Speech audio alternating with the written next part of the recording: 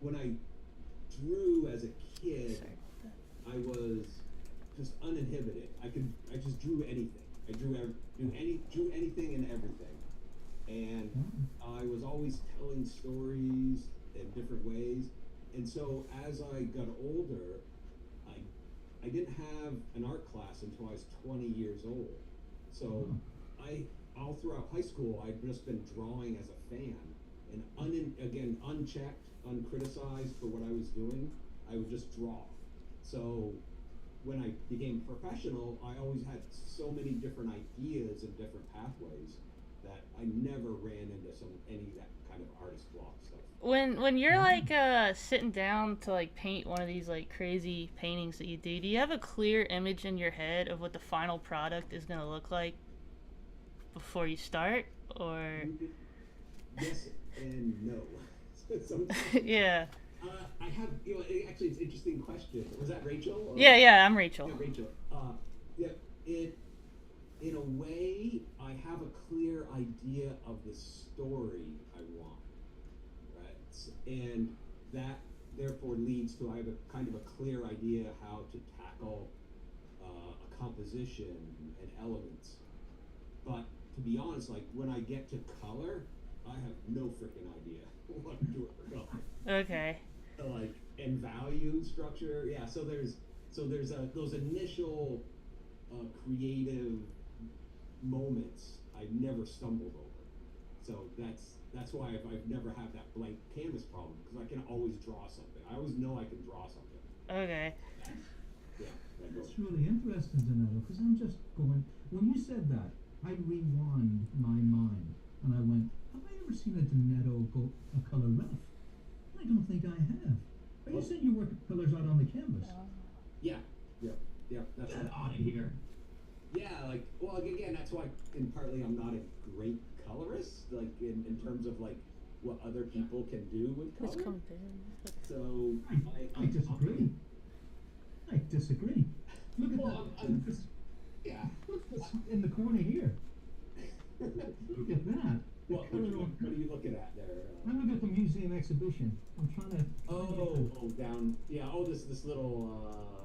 This. Yeah, no better than that. Yeah. So but that's just basic. That's like, focus is cool. Everything else is warm. That's all. That's it. You're making it sound too easy. Well, here, look around here, Donetto. What have we got here? Oh, I better stand up. What's that? Oh. Right here. Do androids dream of letting Oh, yeah. All right. Yeah. But that's enough. That's warm, surrounded by cool. That's like that's you're making it too easy. I know. Like I'm very like mathematical, scientific with how I do my color. So I pick a focal point, and then I'm willing to sacrifice everything else to that. So in a way, that's what I for color. Color is very science oriented. I'm not. I guess I approach it intuitively in some of the application, but I always have a little sometimes a written note to myself about what I'm trying to achieve. Yeah. That's really interesting. We had a question before we even started about if you had a roadmap to get really good at using colors. And before we talk about that, we're having some audio difficulties. So I'm glad that you're recording, Patrick, because the live can't hear us right now. Wait, is it not coming through at all? Well, it's just very quiet. So. Hold on, I'm not recording. That's not good. Well, here, let me record from here. We'll do a See, Rachel, it's like very quiet. Oh, see, it's coming through. It's not on max volume. Yeah, I don't know what else to do.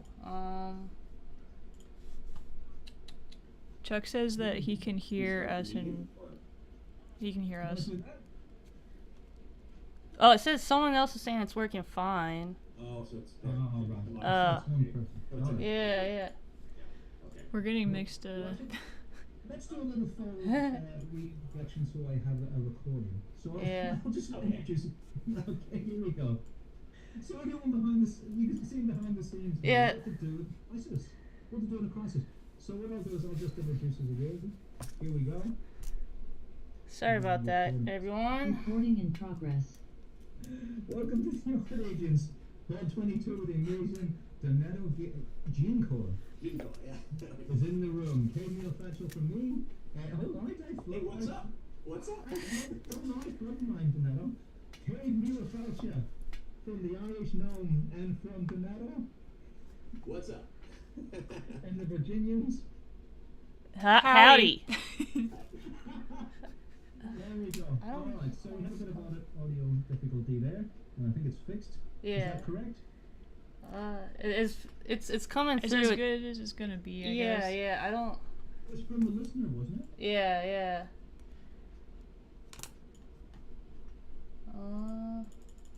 So today we're going to talk about, while Rachel and Melanie are looking at that, we're going to talk about Donato's business plans. Seriously, this is the stuff we didn't really touch on. Yeah. You didn't, and it's so important. And Very. I'm looking at what you've got here, Donato. Did you have this kind of plan written down, as you put it here for us today? But did you have a plan written down for yourself, or did you organically learn this stuff? And No, it was just this is organic. Yeah. Getting, and that's what I want to like. I'll share.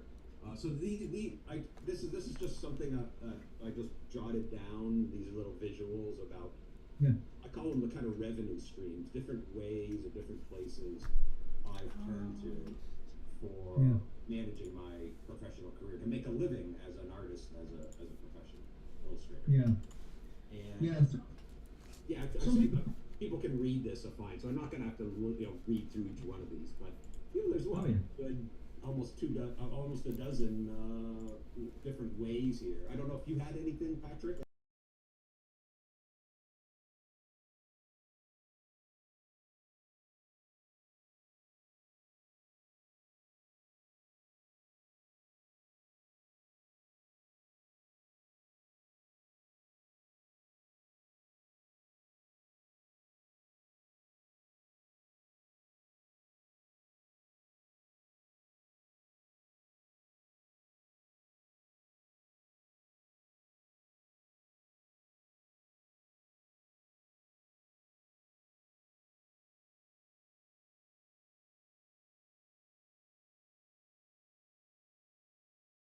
I don't have financial freedom yet. I'm gonna take your class, Patrick. Like, okay, let's see where do I get financial freedom from? Well, let's call it something else. Let's say it's a working artist that can pay its bills, right? Yeah. So it is. Well, let me share, because I think it's evolved over the years, and so I'm gonna share my my screen here, or the presentation. So I've got some variations here. So. So yeah, this is the basic. These are like the 11 different notes, so to speak, of different ways I've acquired revenue over the years. But in the beginning, so this is, I kind of did like proportion sizes. So in the first couple years, it was like all commercial commissions, book covers. Basically, that was it, and a few little things like private commissions and personal projects and a little bit of tiny teaching fees here and there. But really, my life was all about getting those book cover projects through a representative, at some advertising jobs, editorial jobs. But that's the beginning. Again, that's like 30 some odd years ago. And then mid-career. Donato, can I just stop you for a second? Yeah, If you're sharing the screen with, like you said, you want to put a slideshow on, it's not actually showing at the moment. Oh, is that what you're? No. I've got listed as sharing. You are sharing. Okay, let me just. Not showing. No, let me look at the bench. Right? Yeah. Wow. I wonder if it needs to be one participant can share at a time. Let me try that. Yeah, let's do that. I'll do that for a second. Okay. Who can share? Host only all participants. Okay, I'm going to go back to multiple participants. Yeah. See? Alright, so try again, Donato. Okay, let me try again. So you've got, you know what you have to do? You have to go to the bottom of the screen and press share. There it is. It's on. I I did You that did it. last time, and it Turn now it is all it the sharing way this time? up. It's working this time. It's just Okay. it's your way, isn't it? You have to do it twice. Okay. Okay. So again, those are the 11 spots, and then so yeah, so commercial commissions. There we go. So that now you can see that Yeah. scale. Like it just dominated everything I was doing as a professional illustrator. Yeah. Can I jump in and ask you a big question on that? Okay. Now you mentioned you had an agent, and I used to have I had many agents. Do you still have an agent, or are you working this yourself now? No, I haven't had an agent since like 2001. So Right. 4 years. Yeah. And that's the big question. So I would say I haven't had an agent in 15 years. Okay. Now, why do you think you was that something that just stopped, or did you stop Oh, it? no, I stopped it. Right. And partly my very first representative, he was great, actually. I had a great relationship with him. Yeah. But what was happening was he was getting me just the same kind of jobs with the same clients over and over. Yeah. And I wanted to grow in different ways as an artist. And so I felt like I didn't want to be, held into that little box of just doing book cover illustrations all the time. And Okay. so I ended up leaving him, and then picked up this guy Richard Solomon for a little bit. I remember him. I remember he Yeah, was big. He yeah, was he was huge. big. But Richard we were trying to do something new, so I was only with Richard for about 2 years, and that didn't, the new direction for things didn't gain any traction. So once I was done with Richard, then I just didn't need an agent anymore, because basically, my reputation was strong enough. I was getting work. I was getting called all the time. So I didn't need an agent within the book industry anymore for what I was doing.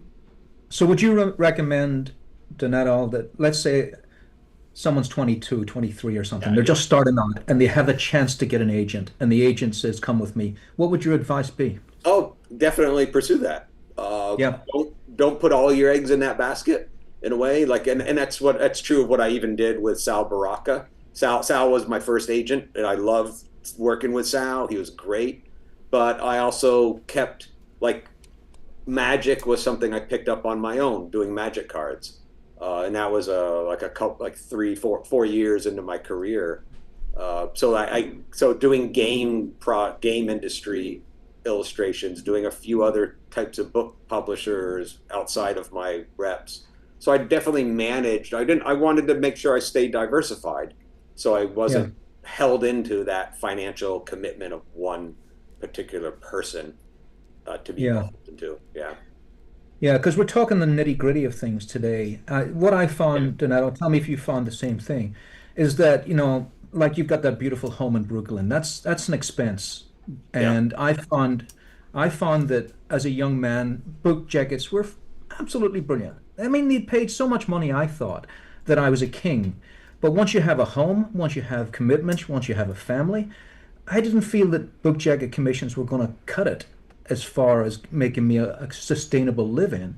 And I know Richard Solomon, if I remember correctly, was in advertising as well. Is that correct? Yeah, he had some pretty. Yeah, I never did any of that kind of work with him, but Yeah, I know, like, artists who did. Yeah, you could get a $20,000, $30,000 commission, or even bigger ones for yeah, some projects. So those were, yeah, you could land some pretty serious cash back then for yeah. for You could, yeah. and that's why I ended up in advertising and actually Yeah. stuck there.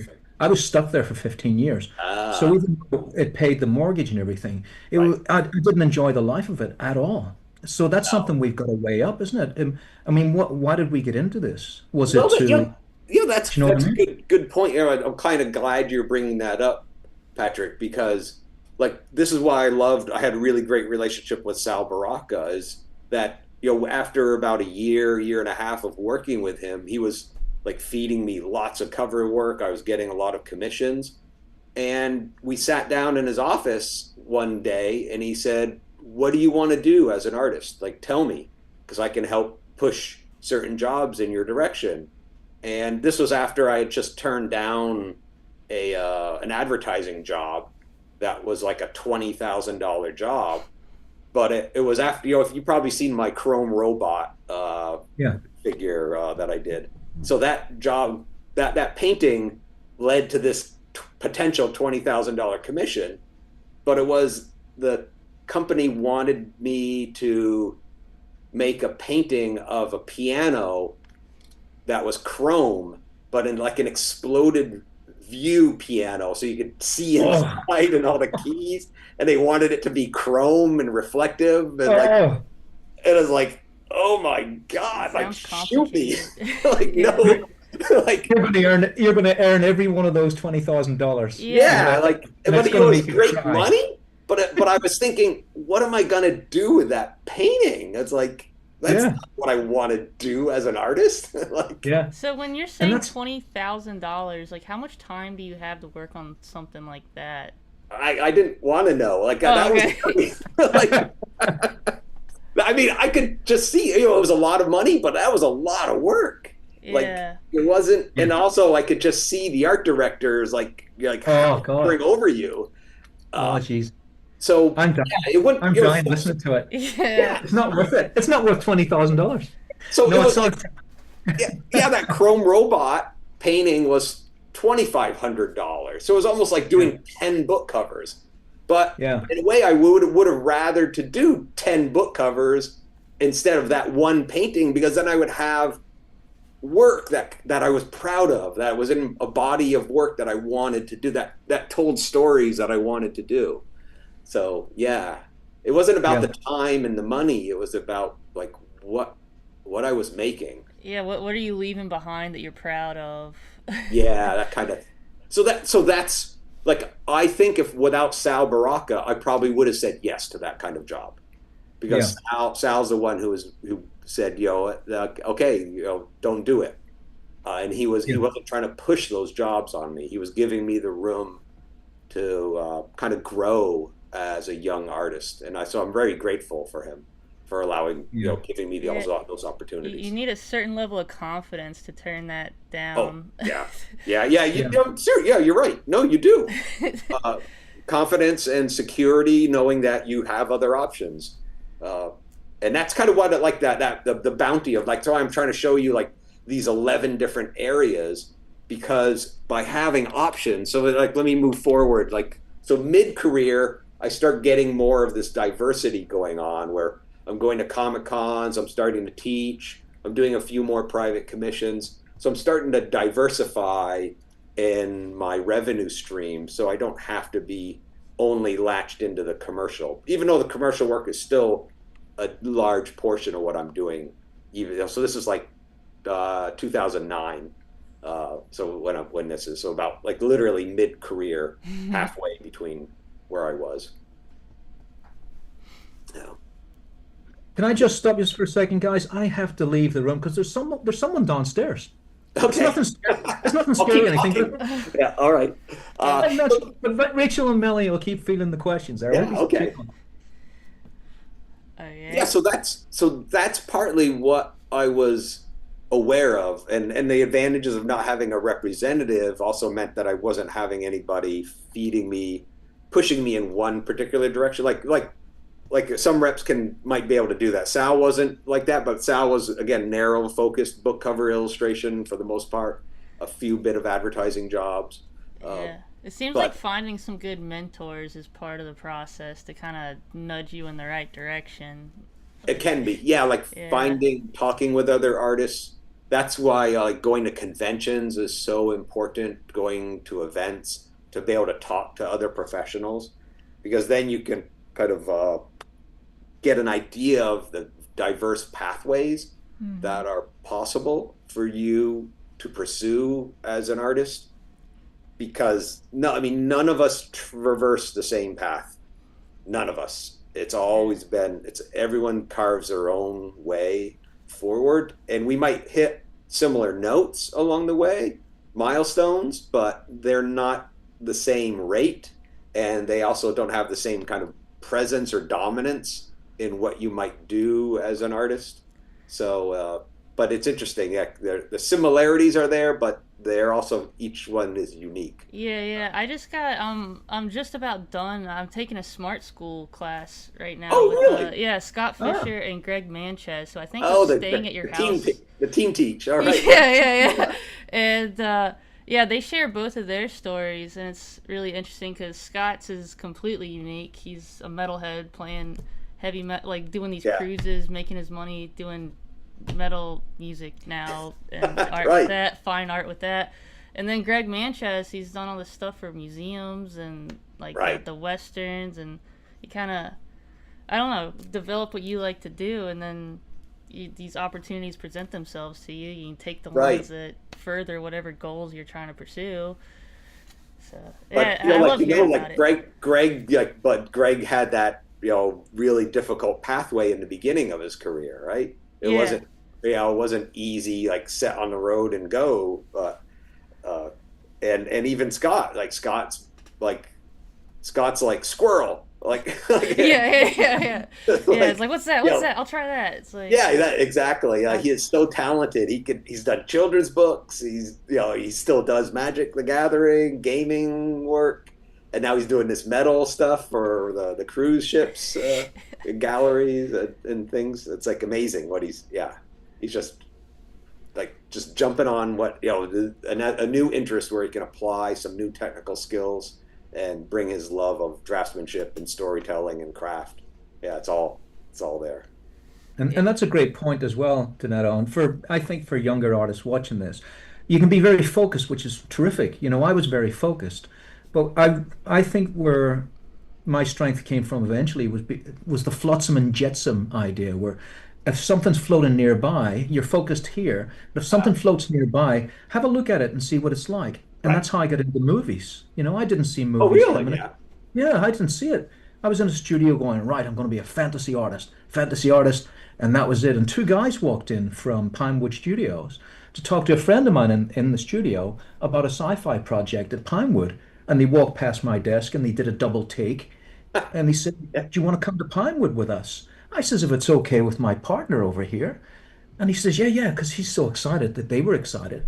And off we went to Pinewood Studios to start designing movies. I did not even see that. But Right. I could have, so focused, I could have gone, no, I'm doing book jackets.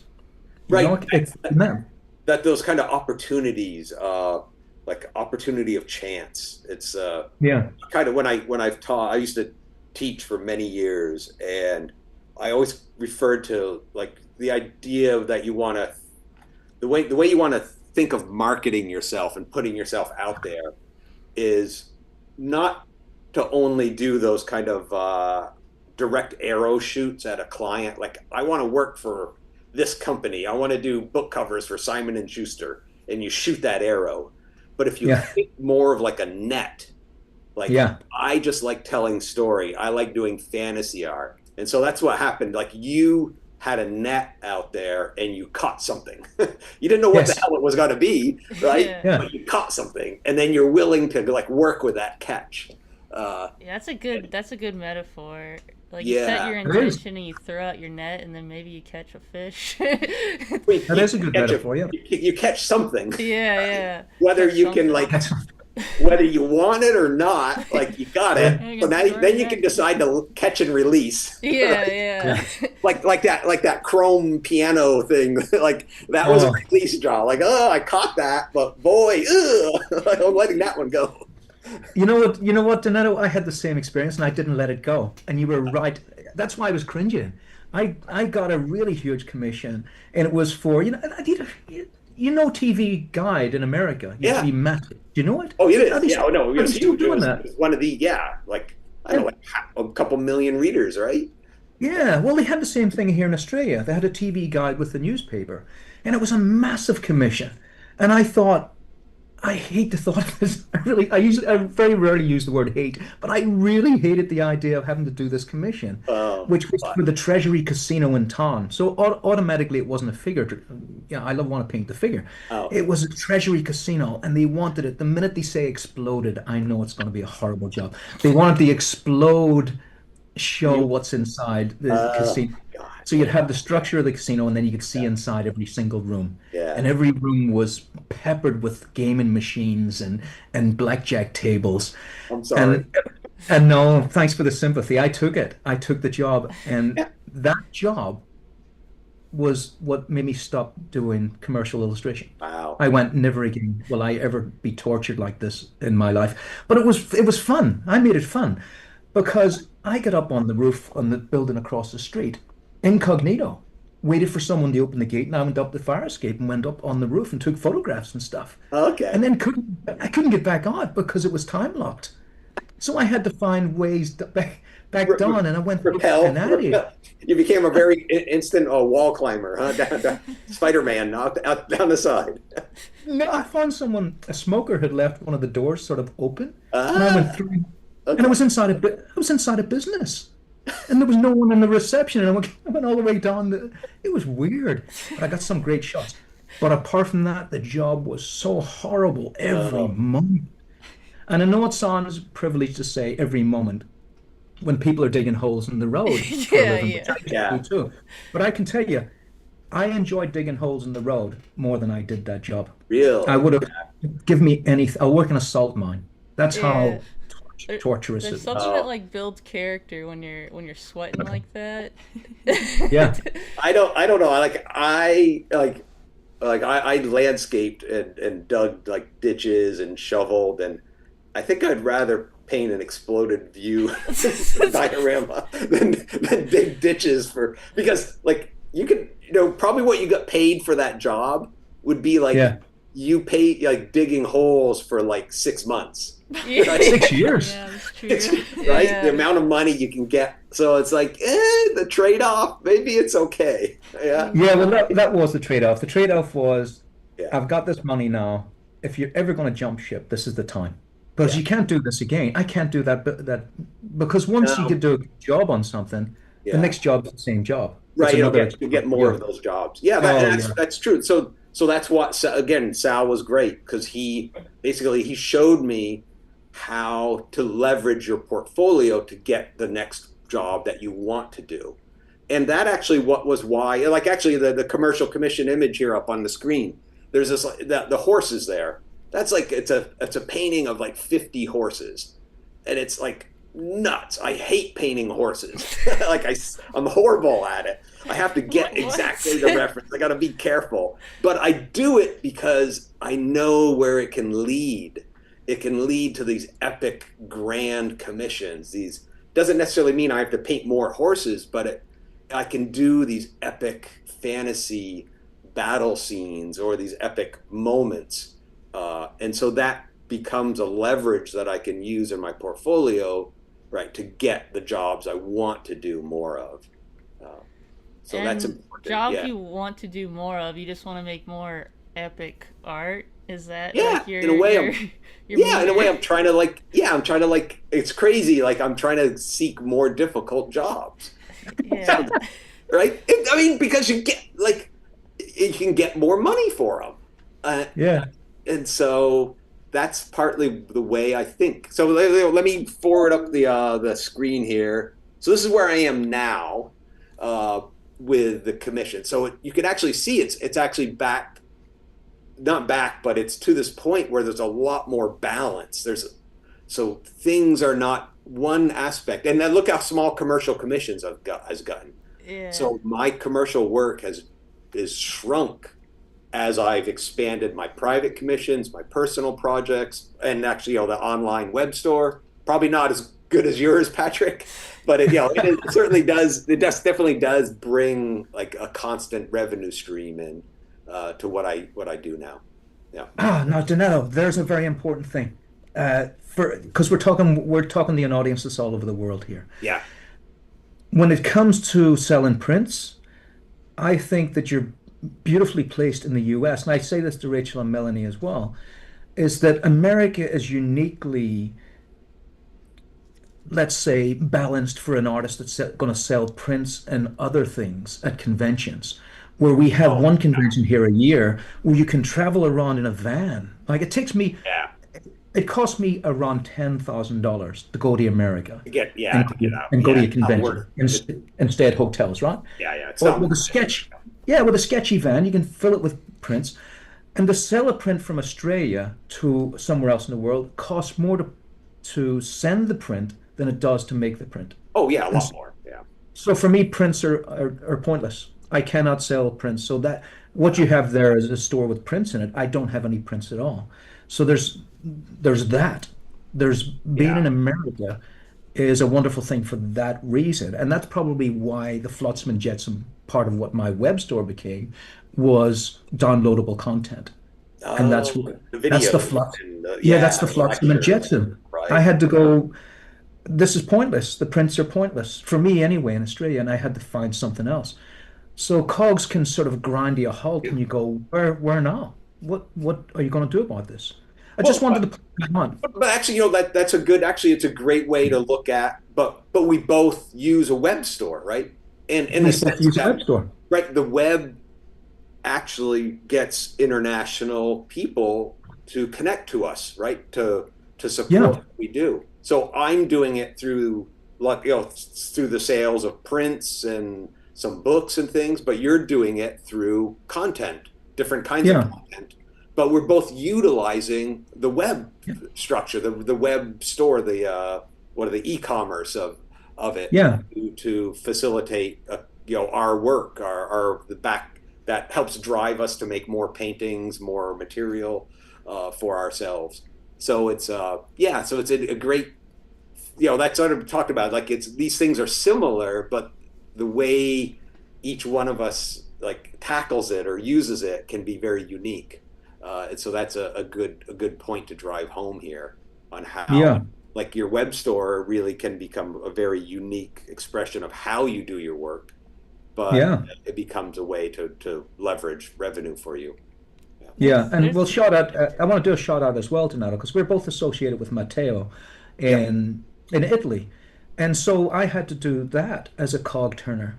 So Matteo actually does the prints for me because he has another landmass. He has Europe, so he can. It's basically about a road. So the road can Yeah. take the prints around, but once it goes on a flight, its Yeah. costs are astronomical. They're astronomical. So if you've got a roadmap of a huge mass, then prints are something you can do. So Yeah. Rachel and Melanie, I recommend um, get into conventions at some point and bring some prints with you. I think this is for people younger, right? This is for where are we at this point? Rachel and Melanie are in we were just talking a moment ago about how old we were. We're not going to say it here, but there's a certain time in 54. your life where You look wonderful. there's there's a certain time in your life where the world is you own it, and when you're in your 30s, you really own the world. You're indestructible. You can make mistakes. You can crash and burn and get back up again unscathed. All of that stuff. It's the time to take risks. That's Yeah. my spiel. Okay. Yeah, I feel a little bit more like I have a birthday this week, and I feel a little bit more like an adult now than I guess I did when I was in my 20s. Like I feel like somewhere around 30, it's like you have to be doing something with your life. Like Okay. it's a little bit different. Like you still got the energy and stuff. Hopefully you're a little more put together than you were the previous decade. All right. And then hopefully when you're Best- 40, you're even more. And then A milestone. Yeah. yeah. You're Yeah. setting those things for yourself. Yeah. Yeah. Like, But it's- do you set those kind of milestones? When I'm, this age, I want to be doing this amount of You know stuff. what? Like, I don't think I ever really did that. I was just trying to seek out the next best commission or the next best client or just do the project as best as I can. But certainly with the idea, like when I would go to, so there's a thing I'd like to mention is like conventions. I've got I'm part of the Muddy Colors blog online, and I've shared on there kind of my four ideas of why you go to a convention. Ah, And so yeah, if you just look up Muddy Colors, Donato, convention advice, it'll pop up. But it basically, the shorthand of it, there's four issues I think of. So number one that we're talking about, retailing. right? You bring stuff to sell in the moment to that crowd at the convention. And that, to be honest, that is the bottom of my list of why I go to a convention.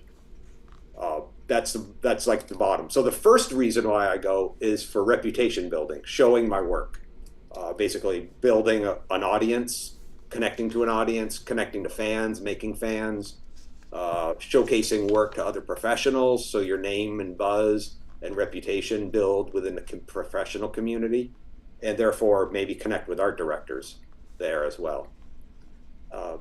So the other point of a convention is actually, because kind of mentioned, the community, of connecting with the community there. So not only are you showing, but you're also talking and making friends, acquaintances, relationships that you like Patrick, like you mentioned, like that the movie studio came by your table because you were in a studio with friend, right? So you had a community, so that community ended up drawing you in to give you a commission. And now that's unplanned, unexpected, but that's what can happen at conventions as well. You'll be talking to a professional there. Maybe you're just the start, like you mentioned, Melanie or Rachel, you guys are starting out and you're just talking with an artist, and then that artist happens to have an art director stop by talking to him about a job, and then that artist goes, oh, here's some new artists here I'm talking to, and you might get introduced to somebody new as a potential client down the road.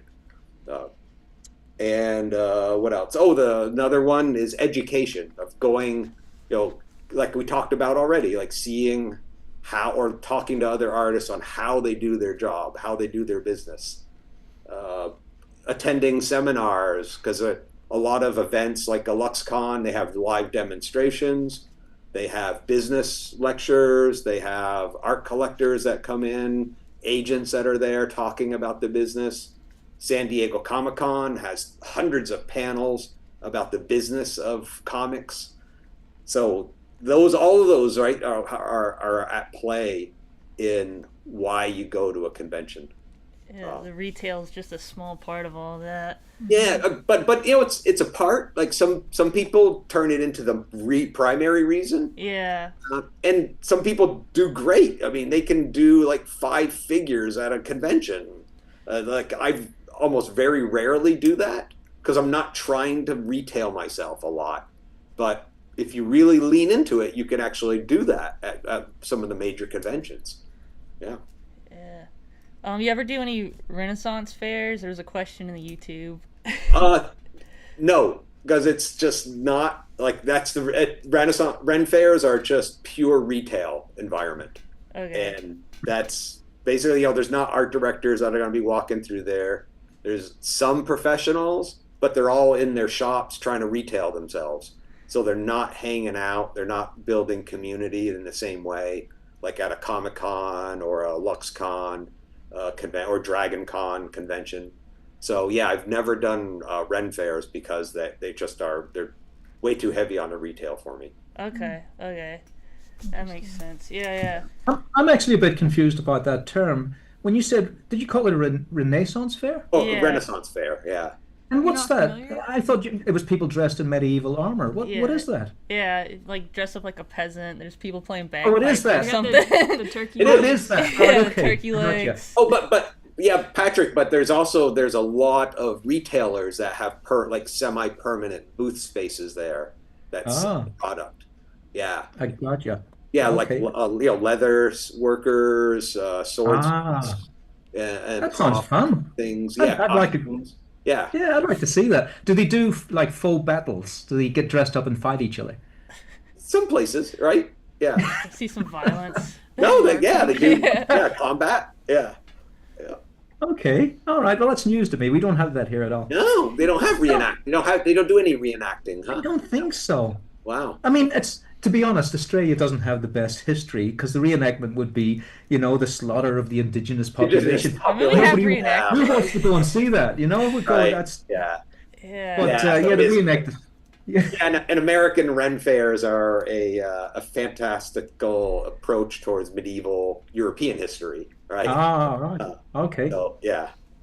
Oh yeah, we have another question on YouTube, and this is one that I had thought of too. Do you use digital at any point in your process, and have you ever experimented with any digital art for any Oh, of your? actually, the slideshow has my 6 digital covers here. Okay, I didn't know you had Oh, I done any can do the digital. Oh, licensing. I can't. I don't. I've forgotten how to zoom in on this thing. But it's. I've only done 6 covers, and those are all of them. They're for a series of mystery novels, so they weren't like in line with my fantasy science fiction realm. That's why I did them digitally. Okay, so you just used it for that one project, start to Yeah, finish, that's and then it. that was it. That's it. But in Okay. terms of like other digital work, I guess I use the computer because I'm using Photoshop to do like my photography processing and montaging content for uh, like my referencing.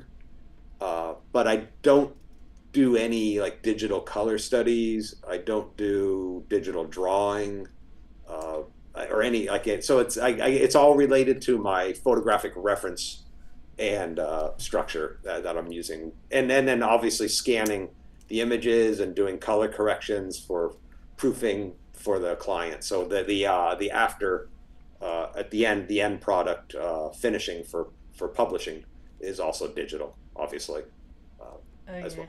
Yeah. And when I guess I have like another question for me in my head now. Like how many hours a day do you put into like making art? Like every day, or do you take days off? Oh, yeah, I take days off. It's I guess. Okay, okay.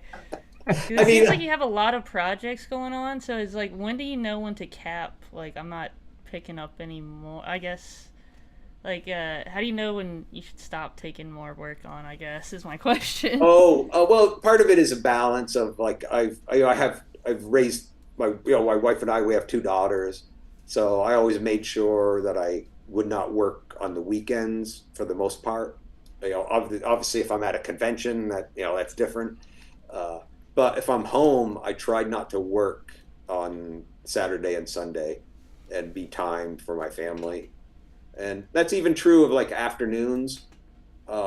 Like Patrick, I'm sure you even pulled like you as an advertising person, you probably pulled a lot of overnighters, all nighters. oh my God! I did a 3 day straight once. I'm talking about Whoa! no Wow. sleep, and I was so Delicious. macho that when people would come into the studio in the morning, I'd go, "Hello, students," and carry on, and then they'd leave, and I'd carry on again. And it was only supposed to be an overnight job, and the agent came back in because she was in the studio, and she says they loved him. And I went, "Adios, amigos," and she said they want 6 more, and I sat back down again. And I went, "Okay, give them to me," because I was in my 20s, and Yeah, so I did it the all money, again. right? Like the Yeah, and money. Yeah, did it all again. And yeah. then she, by this time, I was shaking like this. Oh, And she came back in again. She says they love them. I went, "Adios, amigos." She says they want another 6. And I went, "Can I?" And I did it. you did And it like You must have been 3 days. hallucinating. I was hallucinating. I was dropping things and stuff, but it was abstract art, and so I could do it. It was abstract figures. And Okay. I remember before we say, I said I don't have an agent anymore. I loved my agents. I loved them. Okay. Right? Yeah. She had an Italian table that she'd brought into. It was the hallmark of the studio. Come on, and she put like the ad agent guys there, and they would sit in this big mahogany table, and it was bespoke glass, a particular shape, and I was freezing. It was the winter, and I thought, why, I need some fuel, and I got some cornflakes, and I liked cold milk, and I got really cold. I put it in the fridge, in the freezer, and I got cold milk, and I put a heater underneath the table to warm me Oh, up. oh, And the hot and shattered. cold, I put that cold. That's when I realized science is a real thing, and the whole thing just went. Just shattered, huh? Oh. Wow. A bespoke Italian table. Sorry, Jenny. And if I hadn't been bringing all that money into the studio, I'd have been cooked. I tell you, What a what happened to my table? But So 3 days straight, and then I slept for 2. Because I think, like you said, now I think it's what changed my working environment was taking the weekends off. Because if you do 3 days straight, you lose 2 anyway. So there's Yeah. no So point. then you killed yourself, right? And Yeah, then what's the point in it? yeah, So I think when I started taking weekends off, I thought, I've got so much work, I can't do this. But I found I could still do the work and better yeah. if I took the weekends off. So the weekends are sacred for me now. I Well, think that's a good bit of advice. no, that When you're in is no. your That's 20s, oh, I was gonna say like I've never done an all nighter. get out of here. I've never done an all. Stop it. Yeah. I didn't. Well, there's two things. So I didn't care enough about any commission that I was gonna All kill right. myself for it. But like you said, I also learned very on what shortcuts, what creative technical shortcuts I needed to make in order to deliver that product on the deadline. So Yeah. I also like I blew very few deadlines, very very few Yeah. in my career, but it was also I would not take jobs that I would have to kill myself on. So that was Yeah. part of it too. Sal Baraka provided that buffer. He did not. We did not work with clients that were like overnighter kind of like advertising jobs. Yeah. Yeah, advertising is like notorious, right, for Notorious. brutality of deadline. Yeah, And they just didn't care about the artist. That phone would ring at 5 p.m. yeah, That's right. when I knew it was the advertising agency. Yeah, We want it for tomorrow morning. So they just yeah, send work through the night. right. And I remember going to an ad agency once and I had to deliver it at 4 a.m. in the morning. And I Who's thought, gonna be there? who's going to be? They were all there, Donato. They were all, Way. and they were in their pajamas. They were in their pajamas. And they said to me, isn't it great? I mean, I'm driving through a dead city Yeah, at 4 a.m. and I'm delivering this artwork. And I thought, the lights are on. And I go in and they're all in their pajamas and they said, isn't it wonderful that we can wear pajamas at work? And I went, you sad, sad people. Just throw everything at Or- them. Get out of Yeah. here. Go back to your beds. Yeah. And so that was another one of those times when I Yeah. went, there's a tick. I got to get out of this business. Yeah. This is This is ridiculous. not for me. Organize yourselves better. Yeah. You know? no, but it was that idea that your health, your mental well-being, it's a commercial job. It's Yeah. I mean, I love it. I love what I do. I throw myself at it, but I will not like kill myself over this work. Yeah. And, Yeah, to injure myself, I should It's say. very impressive that you're able to do that and you're not using any digital tools to help you at all either. Facilitate. That's like Patrick mentioned. It's about the confident, like building confidence or like getting your skill set up so that you can make. I think that's where you gotta get that's you don't got to, but with time you learn your own processes. You'll learn your own what you're good at technical. So we had a technical question wise. from Chuck about how much you use photos. Are you projecting from photos, or is it just reference? Oh, it is projecting, like tracing, landmarking. I don't have a projector, but I do enlarge. I have an oversized printer right behind me over here, so I'll dump stuff out, really large prints to be able to do tracings. I think you can actually see it on my DVD with Joan of Arc that I have a process where I print out a full size, like 24 inches by 40-inch reference of my composited, and I use that to do the landmarking and tracing to establish the proportional structure. And then I go back in and redraw that. So Yeah, it's a great DVD. And I said before, Donato, a lot of people aren't aware of a professional world. And they said, oh, you can't trace. I says, well, the only people that should be tracing are professional artists because you got to know how to draw before you can trace. right. And I was stuck in advertising, and I tell you, these guys couldn't draw very well. Oh, right now. And they had a lifespan of about 3 years because their lives were so hard that they were always in that light box. They couldn't change anything. I had an artist that was very popular for photorealism, and he would photograph everything. He couldn't draw anything. And it was a commission for people standing at a bus stop. How dull is that? But that was the commission. We all dressed up. I was standing with an umbrella. Another person was. All the artists in the studio all standing, pretending they're at a bus stop. And the job came back when it was finished. and said, "Can you move this arm? Can you move that leg?" And he could, And he couldn't. oh He wow. couldn't. He can't draw. And so the agent would take it to me and say, "Here you go, Oh, can Patrick." you fix it?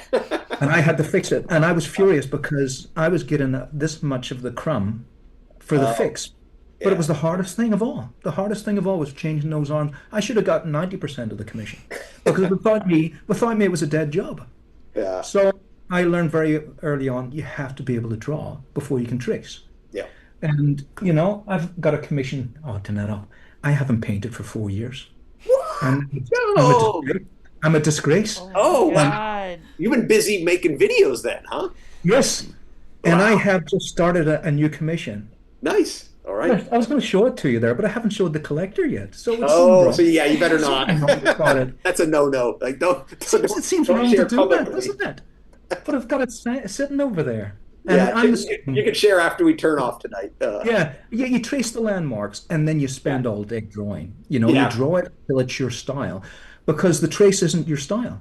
The trace is an I think artist. what's like, but when I say like tracing is like when I do it, I use that term landmarking because that's a Yeah, better that's more what it is. indicator Yeah. because I'm really just like I'm not trying to like carefully outline Yeah. every shape. I'm just like I'm sometimes when I do my tracing, I'm sometimes drawing like I do life drawing. I'll Yeah, like that's me quickly too. move over some parts so quickly. So Yeah. that the mark making is more emulating of actual draftsman, like drawing from life. Yes. And I think that's yeah, Yeah, I think that's important, and that's what it is. It's basically you're taking your life draw skills and yeah. you're just expediting the Right. problem. Yeah, expediting, and then you're fixing and correcting. Like Yeah. that tracing goes away, and then I'm like redrawing it Yeah. all the time. Like it never stays as like a tracing. It's always Yeah. like redrawn. Like 95% of every mark is redone. Yeah. Or 99%. Like it's just always redone. Yeah. Yeah, and the landmarking has to be there to fit a 36 by 24 onto a canvas. You can't just start redrawing it. You got to figure going off the edge of the page. You know what I mean? Yeah, yeah. And It has to fit onto that. yeah, and part of it is it's about speed. Like like we're illustrators. You have to meet deadlines. So Yeah. that's actually like what I get like going back to that battle scene of those 50 horses, right? 50 horsemen. Like I can't like freehand draw horses like that. So I've got to do the tracings. I got to get that down. But there's no way I could meet that deadline without finding Yeah. like those ways to facilitate the speed of execution. So when I Yeah. get to I can get to the stuff I really want to do, which is drawing and painting. The energy of gesture and all that. So Yeah. And it's funny when you see, I don't know if you've seen it, but Renaissance babies, because obviously they were just human people like us.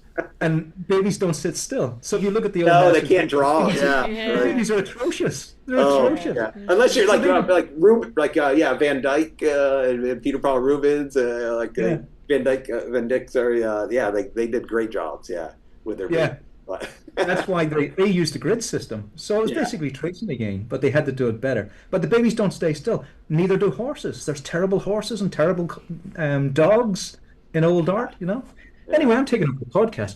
Rachel and Melanie, There's a we've got question. we got some questions for Donato. Yeah, someone had emailed us the art agent's email with a pretty good question. I liked it from Aaron.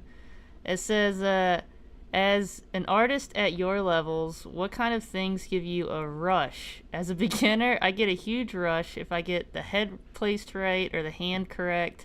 For instance, I'm curious what things get you really excited when you're drawing or painting. wow, well, that's a great question. Yeah, I like that question. Yeah, That's good. I mean, I keep a lot of different themes and interests in my work. So that in a way that little rush of discovering a new story, a new way to present a story, is sometimes. So it's sometimes even in like the rough thumbnailing and sketching of getting something just right together is really fun, and so some part of that rush comes for me with drawing, because that's the intuitive side of me as an artist. Yeah. And so how about you, Patrick? What do you get? Rush? Yeah, I think that's why I've stopped painting, because the paint, I love painting. You know, when I really felt freedom was when I could change the painting after the sketch. That's when I really felt freedom. And I remember you doing it in the Joan of Arc. You just pulled a hair down with a brush. You Oh, just went, that, yeah. put some, I think I put some hair over Joan's face, straight down with the brush. And I went, wow, that is confidence. And that's where I am now. Having learned how to draw anatomy has just freed me up to Oh, change a yeah, right. painting on the fly. Yeah. You know, I'll add muscles, I'll change it as I go. I just love it. I love painting. It's a very slow process. So the rush for me is the drawing. If I can draw 10 figures very quickly and enjoy every one of them because of the rush of the changes and everything and the energy of that. And Okay. painting has an energy, but it's a very slow burn energy. So the rush for me is always the drawing now. And that's why I haven't painted for 4 years. But when I'm painting, I love it, but it's a long time. And I basically paint now out of guilt. Because how can I call myself a painter when I haven't painted for 4 years? Because okay, so all right. It's a confession. But I do love it. Once I start painting, once it's actually on the, I don't like the preliminary stuff. Ah, See, okay. me burnishing it down onto the, I'm dreading stretching the canvas and burnishing it onto the canvas, the sketch, and then having it, once it's up there and I've got the paints mixed, I'm loving it, but I can't get Okay. the energy up to start it Oh, really? Yeah. like a baby. Wow. Here, so with the like speaking of like process, here I've got another. I have so many slideshows from my Oh, years of teaching. go Uh, ahead. let's see. I'll see if I'll it take comes up any of here. them. You guys see this? See the image? Yeah. Okay. So this is from. Oh, no, no, no, sorry guys, that's my image. Oh, That's yeah, still I the see it. one I have up. So Donato has shared a screen. I wonder if I click on this, does it become, yes, that's what it is. I have to click on you. You. Oh, you got to approve it. Okay. Yeah, that's new. I just saw it in the Yeah, corner. Zoom. That's Okay. Zoom, right? Yeah. Yeah, that's Zoom. Yeah. So this is from the Song of Ice and Fire calendar about 10 years ago. Ah, geez, over 10 years ago now. Wow. Uh, but this is I have this broken down into the really rough. Uh, Here we go. These are the thumbnails out of my sketchbook. Love them. So this just shows you this is that little rush here. This is the stuff where for me, like when I hit on like, oh, there's a composition, there's an idea in these tiny little so these are like maybe like 2 centimeters square, really tiny little things. Three Yeah. centimeters, yeah. And let's see. So where we got I think I've got yeah, here's another page of them, more of them. But if you look in the lower left here, that's going to be the composition that we're coming at for this particular work.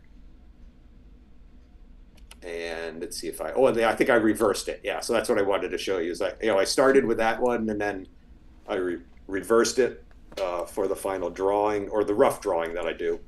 So there's that. That's the little abstract thumbnail, and then I do a little larger one because the thumbnail. This is a language that I'm developing with myself. So I'm having a dialogue with my own brain, myself, my internal thoughts about what I can do. But in order, as a client, as a commercial artist, I need to speak to clients. So I make a larger drawing, still out of using my imagination, not going to reference yet. But this is a little larger. This is maybe, like 10 inches or 8 inches square. So, whatever, that's, 20 centimeters square or so. So it just helps out, gives a client some information about what my intent is. And even for myself, I can start working out some of the details a little better about what I want to go, where I want to go with it. And then here's actually that. Speaking of photographic reference, here we are. Look at all the doorways I was looking at for this one commission. Yeah. And then my daughter Naomi posed for Aria. I don't think I've got that photo here for this project, but I've got here's the final drawing. Again, using toned paper to help establish lighting, in getting a feel for lighting, where I want to go with it. Does so much, doesn't it?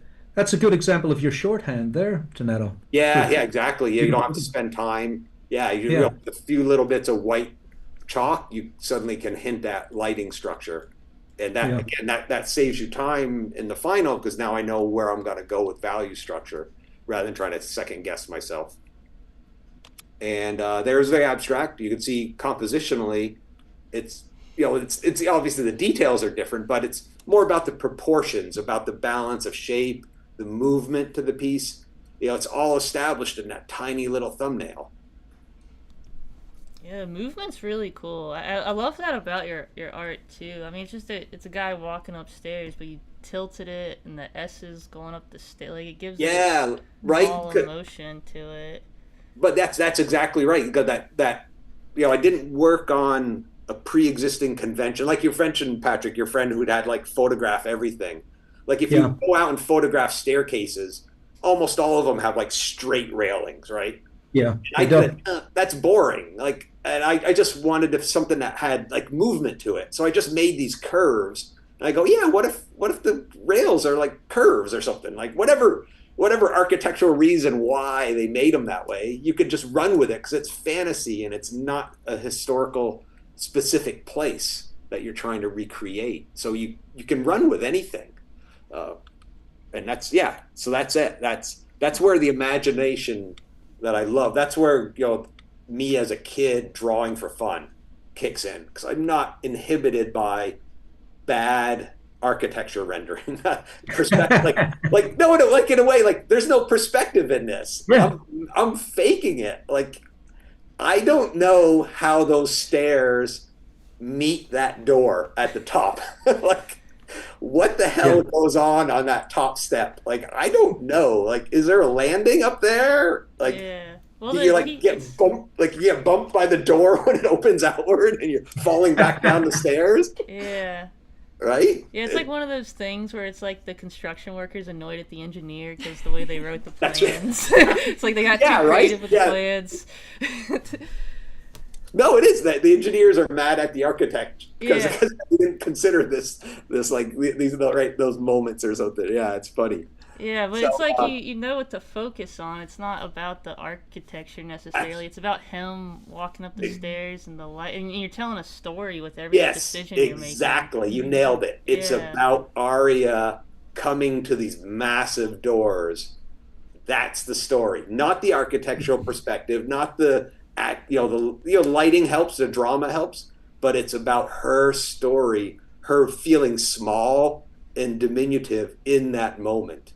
That's right. Very critical. That's so important. Thank you for making making. I've stared at your paintings a lot, and something about the way you do like the curves and straights I really admire, and it's just you balance it so well, and Well, I thanks. love But it. Yeah. that's it's part of it is from that intuitive sketching. Like I'm not again. I don't have inhibitions for a structure. I am just create, and this is actually where it's good to look at a lot of different artists. Look, not just I'm a realist painter. Patrick's a realist painter, right? We rely on a lot of realism and photographic realism in our work, but we're not beholden to it. Yeah. So yeah, I'm sure, like, I love looking at manuscript painting. I like looking at comic art. I look at atypical visual modern painting that it just like it can get more like you mentioned, Patrick. You were doing like abstract figures, right?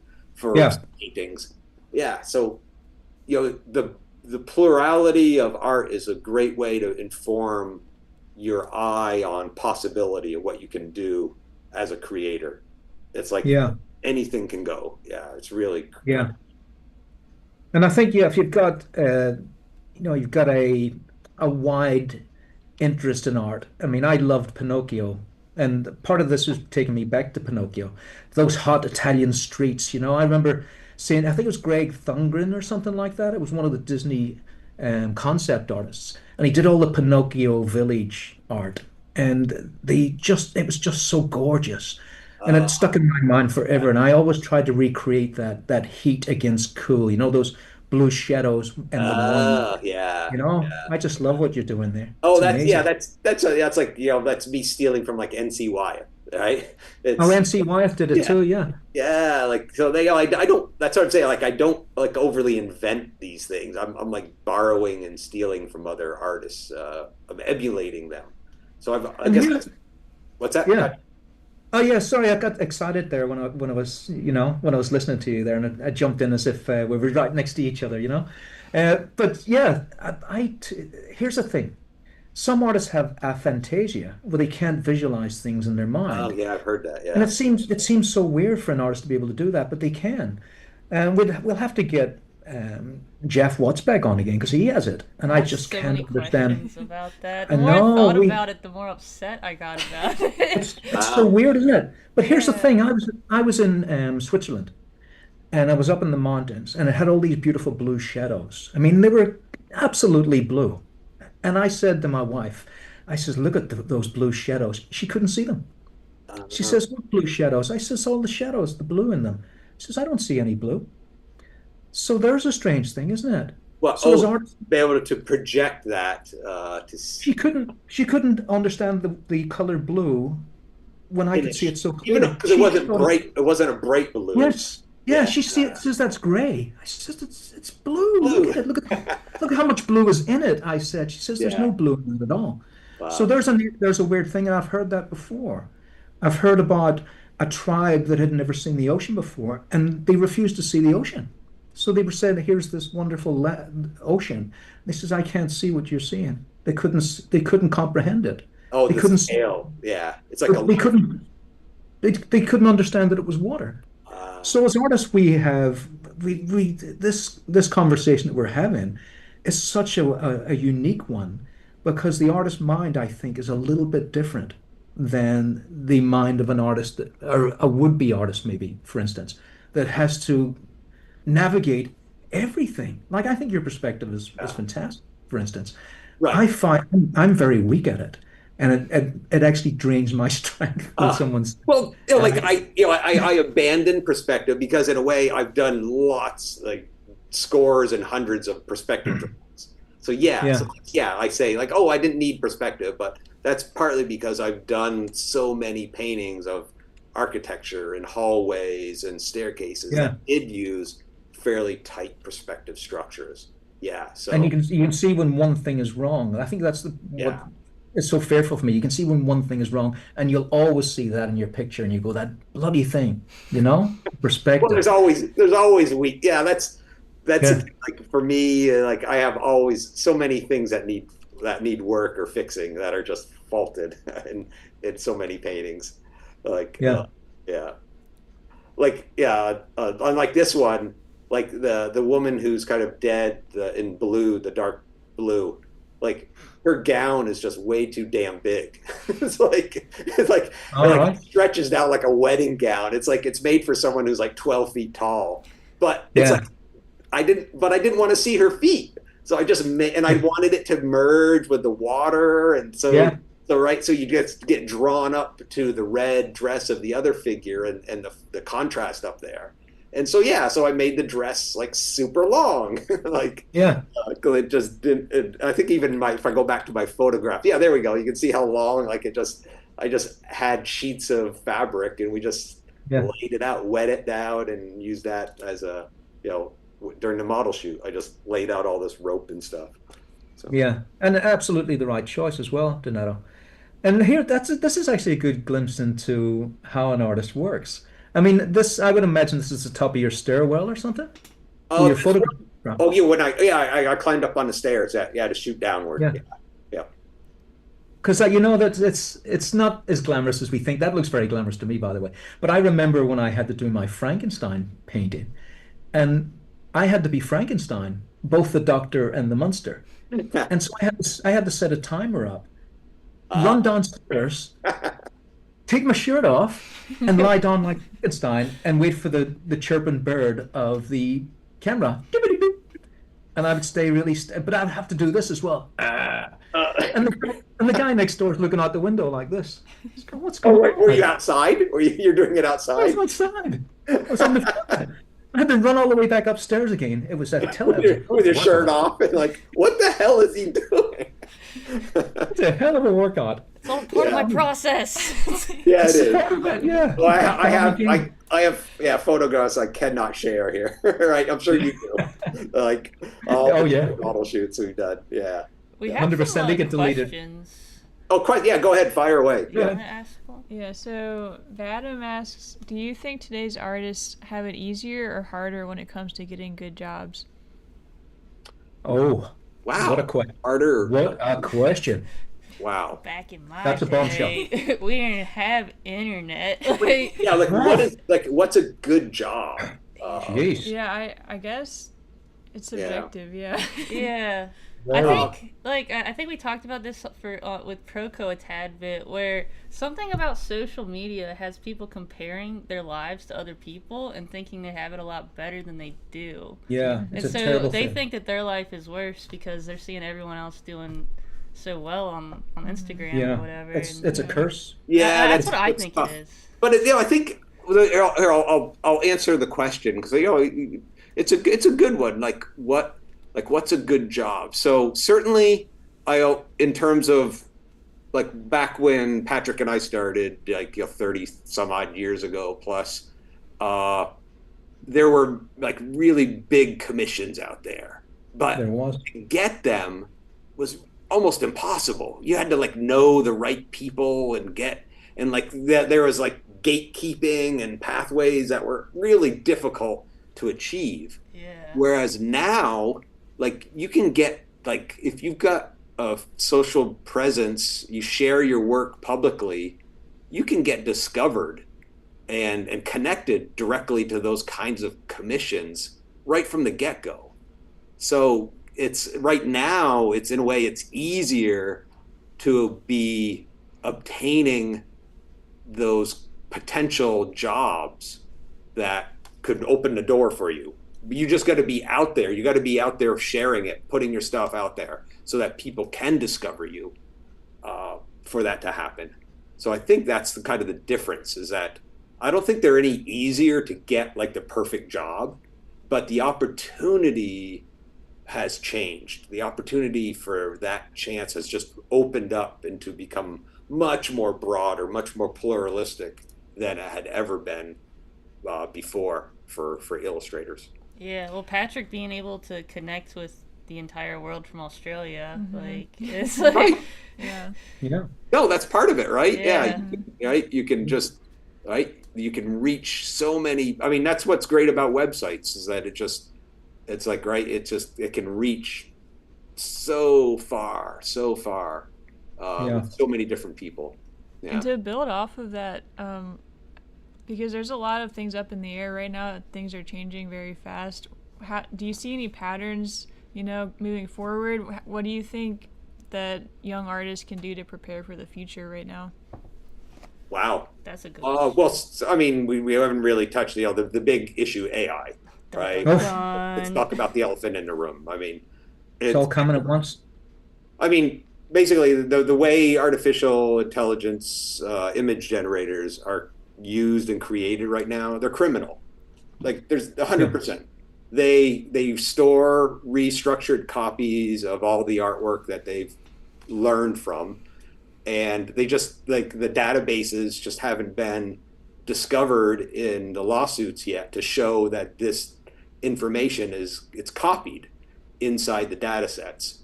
And because otherwise, how could you get a SpongeBob exactly that looks like SpongeBob unless there's structural copies of SpongeBob buried deep into that data set? So they're basically criminal. I mean, it's fascinating technology. I'll be truthful. It's like it's stunning that you could like run software and create images of the level and the videos that are capable. But it is all criminal because it's copyright infringement 100% on everything. So, yeah. So I don't use it. I don't condone it in part because it is so criminally based. It's just hasn't gotten there, and it might not ever. Given our current administration's outlook, intent to not protect copyright like that. So it might become prevalent in the commercial marketplace. So with that said, artists and creators who are making content that is about story, about in like integrity of story. For me, that's where I'm putting all my energies, is maintaining the interconnectedness of people in my work and showing and working with that, because that's something that AI is really horrible at. It's not good at. Yeah. Yeah, right. Integrity is a good word for Yeah, it. absolutely. Yeah, like it's so like I can't render the number of like heroic looking portraits that an AI could, like, it could produce 1,000 or 10,000 portraits of a knight in armor that looks cool and heroic. But you do a knight hugging somebody, and like AI starts breaking down big time. It's Yeah. like, ugh, It's like, not wait, compatible. what the hell's going on? So yeah, there's some aspects of AI and image generation that it can be very good at and generic, but the narrative, interactive storytelling aspect of what I like to do and what people are, will probably maintain uh, their commercial usage of their work or connective usage of their work in commercial enterprise will be about story.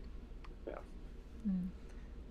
So like some advice would be to like focus on the story Yeah, more. we're focused on story, less on the oh, oh boy, I don't know how to describe. I mean, I tried to describe it less on like your uh, I don't know, concept of character, like what the character looks like, right? Because that's where the AI is probably going to beat you, because it Mm. can make a million variations and give really cool ideas, but the content of that story, of the content of your image that relates to human nature, human emotion, human interaction, that's where you want to reside. So it's not about technical precision. It's about, like we talked about, like it's about telling stories. It's about making the point of your image about story, not about the design of character. Yeah. I Yeah, Yeah, don't. like that's That comes across. Yeah. that's great, wise words, Donato. And I noticed that when you were showing your graph, that the biggest, the bulk of where your income is now is private commissions. Is that correct? Yeah. Uh, yeah. It's pretty. It's close. It's pretty well balanced between like the web, my web store, which also kind of ties into original art sales as well, Yeah. and personal projects and private commissions. So those kind Yeah. of three areas are like the balancing act I'm doing a lot of right now.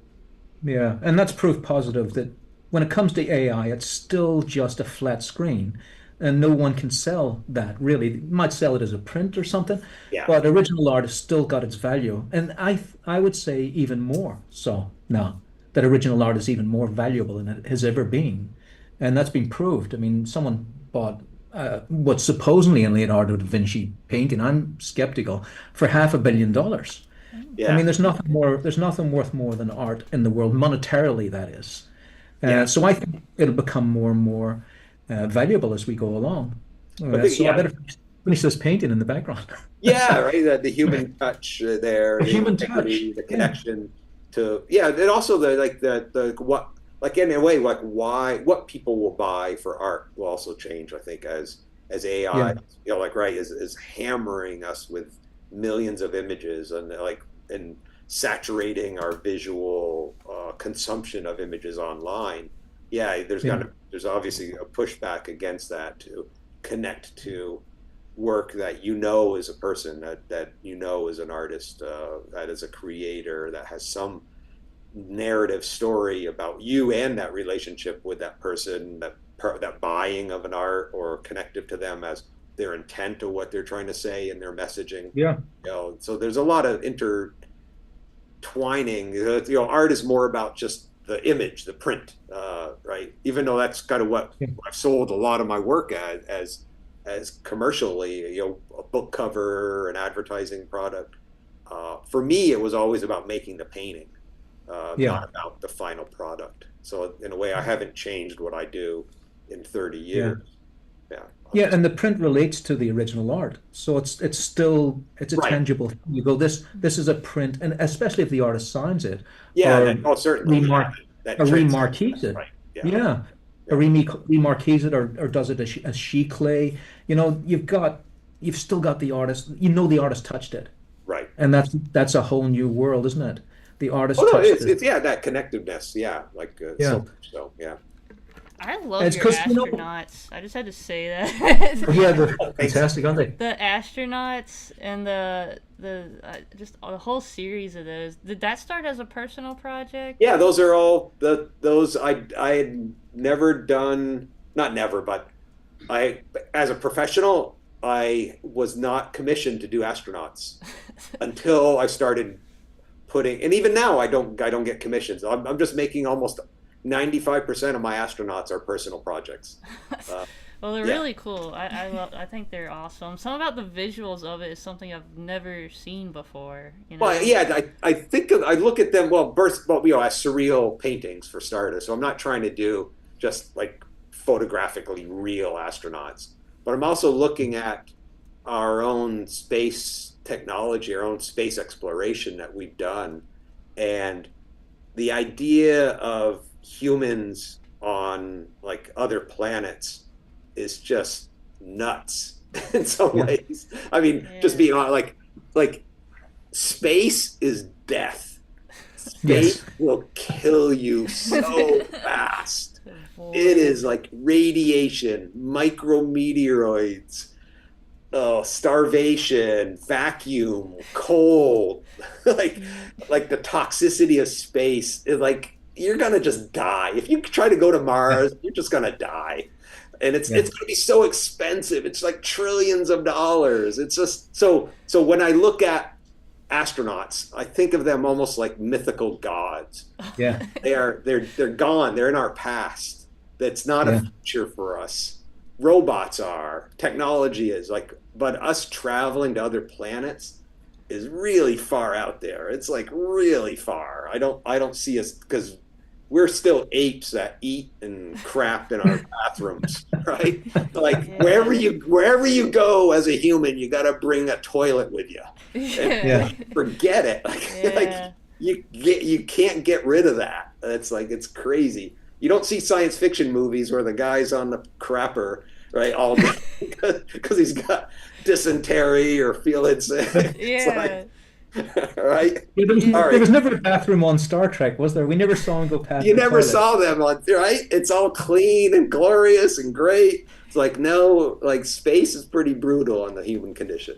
Yeah, Yeah. So you got like the Yeah. Oregon Trail version. yeah, it is the Oregon Trail. That's right. Yeah. Yeah, that's Yeah. cool because it's like you kind of put all that in there, and it's like a beautiful painting that's like exploding with all this stuff too, and it's like you got all of that in a painting Well, that looks thanks. like a person floating in space. It's like Yeah, I mean, because I grew up looking at, I grew up believing in that, and I still kind of believe in the exploration and space and all that, but not so much that we are the ones who've got it. Like our bodies have to be the ones out there.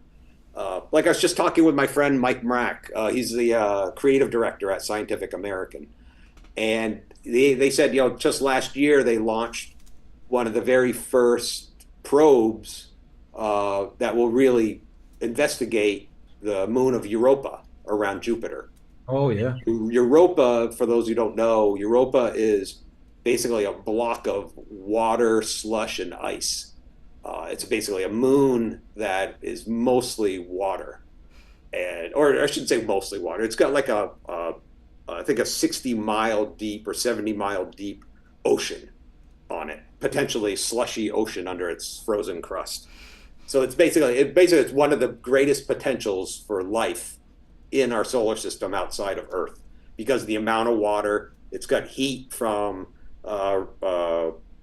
convection from shrinking and expansion from Jupiter as a moon as it orbits. So it's got liquid water under the surface, and so liquid water, heat, sunlight, basically, so it's heat, energy, and water is basically that's the well, I guess heat's energy. So it's energy and water is yeah, like basically we got life yeah, as a potential. Yeah.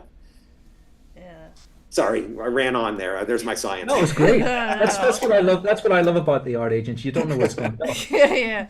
I'm like, I can But keep we going. should, Yeah. yeah, but we should reel it back a little bit because Okay. we're almost out of time. Oh, So right. that great question again about is it easier or more difficult today? And it's a very complex answer to that, isn't it? Like I Yeah. remember, at, like Steve Houston, we interviewed a while back there, and he says it's always been the worst of times. You know, Yeah. we didn't have to go through the Black Death or World War Right. One Yeah. or two. It's So like it's right. always been the worst. Yeah, it's always been the worst of times. But I remember back when I started out, like 30 years ago, and I remember getting my first check in an advertising agency. And I looked at it and I just could not believe how much money someone just paid me for making dirty marks on a piece of paper. And I looked at it and I went, wow. And the guy next to me, who was 20 years older, he says, it's a disgrace, isn't it? Disgrace. Yeah, because Oh. he'd rode the wave of the 70s. Oh, with And so more money. it was less money. So I was making less money 20 years after him for the same project. So he saw the wave crash in the 80s where I was seeing big money. He was seeing Yeah. small money because the 70s were the golden era. And if you went back even further back to the 30s and 40s, there was artists living in mansions like Linedecker and these guys. Yeah. Yeah. Yeah. Like, yeah. Right. Yeah. Yeah, and especially Maxwell. Is it Maxwell Parrish? Is that the right Yeah. guy? I mean, he was pretty wealthy, I think, as well. Yeah, he had servants, I think. Oh, So it's always been uh, the money is getting less and less and less all yeah. the time. It's just not keeping up at all. But the internet has changed the world. And I remember coming to Australia and maybe 5 years in going and looking at the answer machine and going, I'm dead. This is over for me because there was nothing there. And I remember talking to, just recently there, talking to one of my favorite models, Elena Briegelmans. And I says, when I met you, Elena, I was on the bones of my ass. And she said she didn't know that. She had no idea. But once I embraced the internet, the whole world changed again, Uh, and it just yeah. spiraled. You gotta find rock bottom. Oh, bounce. Sometimes. Yeah. So, Patrick, people seeing the screen, I thought it would leave on that screen of the images. Is it up? Yeah, I see the green screen. Yeah, it's up there again. Yeah. Yeah. It's a Oh, is sort it? Hold on to Neto. I'll just get this out of the way. yeah. There we go. So that's Okay. a good point. Is like it's always the worst of times, and but Different. right, yeah, like book covers, like you could book covers paid more when I was starting out 33 years ago than they do now. Right? That's Yeah. right. Like just literally, so they're like half the price. Like given inflation, they're literally like much lower than they were back then. But people are still doing them. There's more of those commissions because there's more people doing them. There's more books being published. There's more like I'm doing a bunch of these narrative image special edition books because there's a birth of or an explosion, I should say, of republication, of collectors buying special editions, of artists redoing them. And like you're talking about connecting with the internet. Like I'm now doing like the astronauts that you're mentioning about, Rachel. Like I'm doing those astronauts because I can sell those and reach an audience directly without having to work on a commercial project to get people interested in them. I can take those to a gallery. I can take them to my conventions and share them directly with audience. I can post them online and connect to buyers there, collectors there. So yeah, I think the possibilities of engagement have, again, broadened so widely that you just need to be aware of what's possible. That's why I want to leave this up on the screen here, because this is only me. This is my thing. There's more things that are out there, but this is what I've experienced. So here's a way to start your investigation if you're interested. And like right now, I think the only thing I don't have in what you do, Patrick, is like the social media streaming, which is like Yeah. monetizing YouTube content, Patreon, those supporting networks or selling like videos like you do. I mean, I have my videos, but that's like only 2 or 3 that I have. So I'm not really leveraging that to much of a degree as what is possible. Yeah. And what I was going to ask you actually, Donetta, I went to a museum in New York City and walked in. It was all your stuff. Can you remember that? No, not That wasn't New York City. Had to be I'm where pretty was sure it was. only in like a museum. Not a museum, sorry, a gallery show. Oh, a You know, gallery. So that was Last Rites Gallery. Yeah, Last Rites, that's that's right. right. I remember Yeah, that's walking the only into place that. I've shown at. Yeah, yeah, That was it. And that was incredible to yeah. see, walk into a New York art gallery and there's Donato's work there. And it was just me at that time because it was early in the morning. And I talked to the woman. I says, I'm a friend of Donato's. And she was really nice to me, and I walked around. But how do you feel? Like I'm looking at two things here, the crowdfunding and the museum exhibitions. Those two things are quite alien to me. Are they something that bear fruit? Oh well, crowdfunding is Kickstarter. Yes. So I mean, yeah, like Kickstarter is can be huge. Yeah. Uh, Oh, before I have to preface, Donato, just for me. I mean, Matteo at Mineworks did a great yeah, he crowdfunding. does Kickstarters Yeah, as well. Yeah, he so did a great one yeah, based on yeah. my work, and it really was amazing. But I haven't done it myself. Oh, From yeah, I've yeah, only done one Kickstarter myself. and So how did it work for you? oh, it went pretty well. It was for a Yeah, print. I just did one print, a very yeah, narrow focus because I wanted to test it. But hmm it did well. And again, it's the idea of like I can reach my audience directly. I don't have to have a publisher. I don't have to yeah, have a gallery. I don't have to have a third party making my prints or sales. yeah. Actually, speaking of like Australians, Jeremy Geddes, right? He's He did amazing. right. Yeah, He sells all his incredible. prints. He sells them out of Australia, and he ships Yeah. all his stuff. And he has great success doing his launches, his print launches as well. So, Oh, that's a good point actually, right? isn't it? So if we rewind back again, to sell an individual print for me is very expensive. Right. But if you were to do the crowdfunding like he did and then bulk ship Right. it, You both then the bulk also ship, you bake in the cost. Like it yeah, doesn't, his prints sell for like $200 to $300 at least. So yeah. the cost of like a $60 shipment is minor relative to the Yeah. expensive print that he's offering.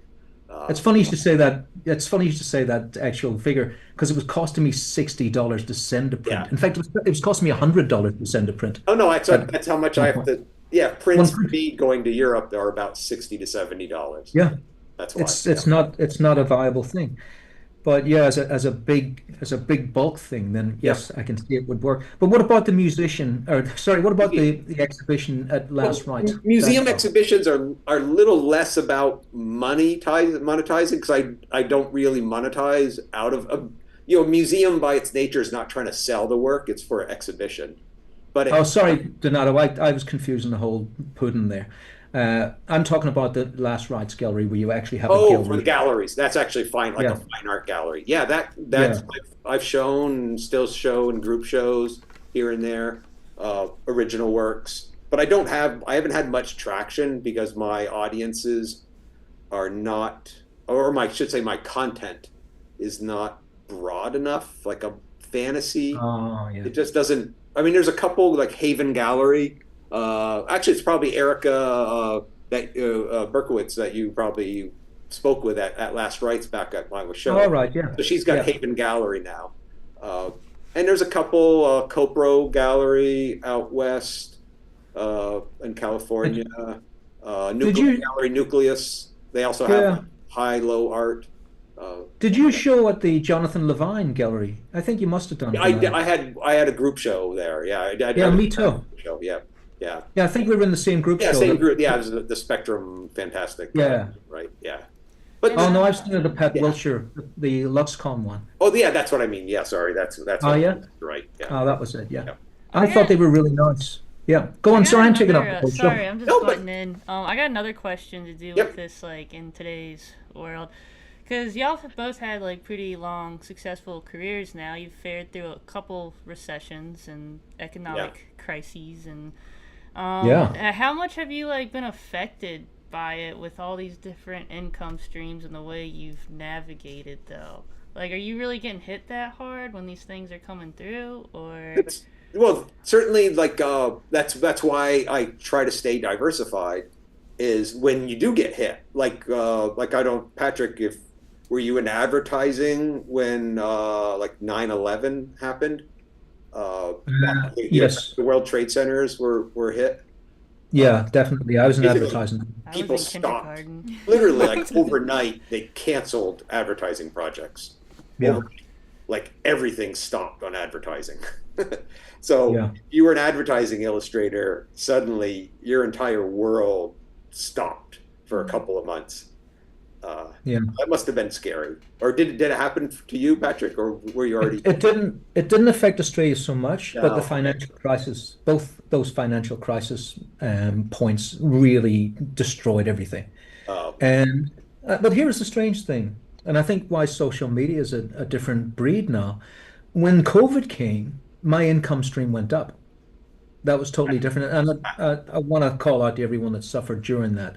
That's not a flex. It just is a reality that what happened. And if I hadn't had the internet, I would have been doomed yeah. during COVID. So that's why we have to diversify. And that diversification, and also be honest as well, because I come from Ireland, right? And people are just doing crazy stuff. They're not paying their taxes. They're doing little jobs that they're not supposed to be doing. And when COVID came, they got destroyed. Wow. Whereas the government, because I pay my taxes and I'm all upfront, the government actually supported me during COVID. So there's Uh, there's that as well. So I think that if I was just doing one thing, I would have been finished. So having like these little fingers moving around and having six and seven things, people call it side hustle, but that's sort of denigrated it. It's yeah. just what you do to survive. It's six ideas. If I Yeah. have one that fails, the other one picks it up. And that's why the screen's very important, I think, as we're ending the podcast, to have a look at this and just maybe touch on the teaching part. How does that fit in with income stream for you, Donato, percentage wise? Well, like right now, teaching is almost non-existent. Like I don't teach. Okay. So I get a couple fees for like speaking engagements or visiting Okay. artists, but really it's almost like it's like $1,000 a year or less. Like Yeah. yeah, so it's like it used to be a little bit, but it never was that much. It was always a small, less than 10% of my income. Yeah. You For know, teaching. Yeah. my dad had a little sweet shop, that one we saw earlier off screen, Ah, a little candy store. oh, that one, yeah, right. Yeah. And he would sell sweets, and I looked at them, and like kids would come in and buy a penny sweet, and I would go, "How can you ever make any money from this, Dad? How is that Yeah, possible?" right. And I think he called it a lost leader. Oh, And because what it meant yeah. was that at the end of the year, there would be just that extra bit of money, and then something else in the corner, like newspapers, would be a big chunk of money. That would He really. says, but yeah, and it all came together like this, and you went without all of those little things, it wouldn't have much of an effect because the only thing he was making money on was cigarettes. Wow. And so the kids would come in and buy the sweets, But the parents would buy the cigarettes, and the parents would, or the they would kids would be, buy the cigarettes too. it's like the Pied Piper, the kids would lead the parents into the shop to get the sweets, and then they would buy the big items, the That's cigarettes. the way he made his. Wow. It was Well, like that. but it is. It's about, and it goes back, kind of tying into our conversation about like, or the beginning of our conversation about like my representative, like what do you want to do? Like how can I facilitate this? And by having this diversification of revenue streams, I can say no to clients. Like as you guys, I don't know if you really, some of like how I don't work for Wizards of the Coast right now. I was just Oh, reading yeah. that Right? earlier. That's a whole nother. We have to have another third talk Yeah. about that. And then I went back and read all that afterwards because I had saw a little bit of it and then went back and read it after the podcast. Yeah, like you That read is a it. whole that's a whole podcast. It's a lot, but I could say no to Wizards of the Coast because I didn't Yeah. need them as a client.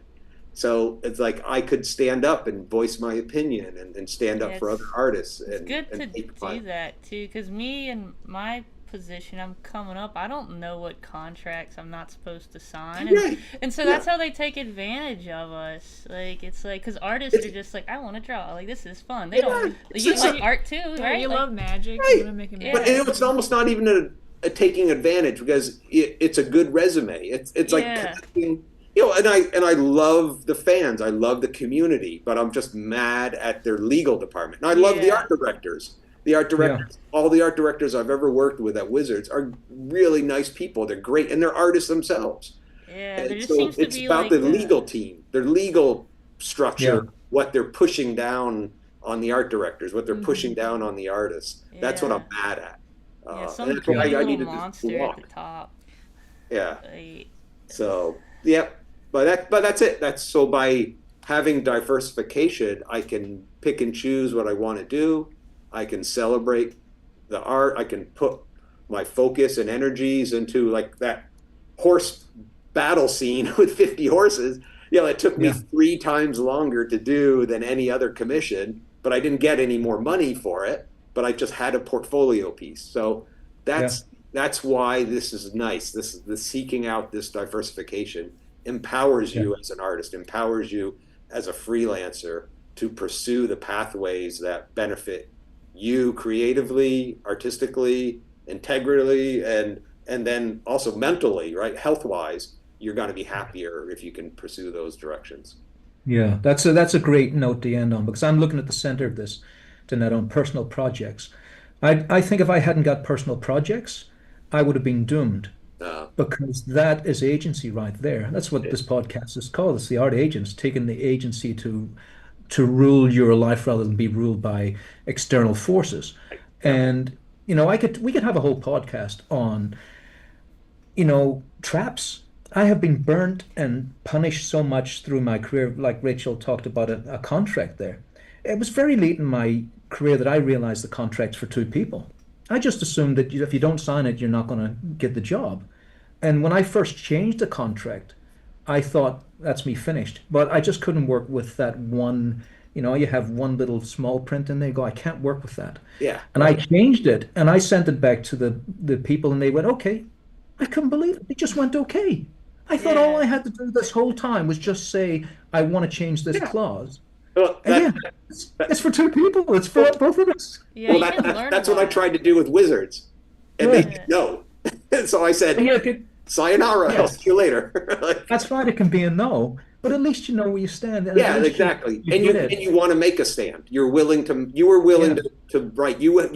walk, right? Because you wanted to change. So, but you didn't have to walk. They made the change. Yeah. Great. That's a win. I think everyone should watch Harold Ellison's diatribe on Pay the Writer. If you haven't seen it, have you seen it, Donetto? No, I haven't. I can imagine how it goes, though. Go watch it. It is the funniest thing. A totally articulate man, full of venom, and saying everything that makes sense. Yeah. And watch it after this podcast. It's the funniest thing. Pay the Writer, Harold Ellison. Pay the Writer, Harold Ellison. Pay the Writer. Pay the Writer. You'll laugh your boots off. He is so articulate. No, I could imagine. He's so on the mark. Because I got a call from Ridley Scott Productions once. Oh. And just like you, Donetto, I went, wow, Yeah, exciting. And then I saw the contract, and it was absolutely disgraceful. And if Ridley Scott knew what those guys in the money department were doing, it'd be appalled, because I know he's very artistic and very artist friendly. I've seen him being art friendly. If he knew it was, and am I going to get sued? I forgot now. In America, they sue you, don't they? Yeah. Hey, it's the truth, right? Not if it's the truth. They were. Yeah, even if it's the truth, like I can't still talk about some things with Wizards because I'm still in contract with it. Yeah. It's a non-disclosure agreement that goes for 3 years. So I'm in a year and a half now. So I got another year and a half. Let's meet back here. A year and a half. Right. And we got to sign off. I've got to jump off here. Okay. We'll vendor spleen then. Okay. Yeah. Thanks very much, Donetto, again. It's been a pleasure. Wonderful. We need another podcast. All right. It's a sláinte from me and from Donetto. See you later. And from the Virginians.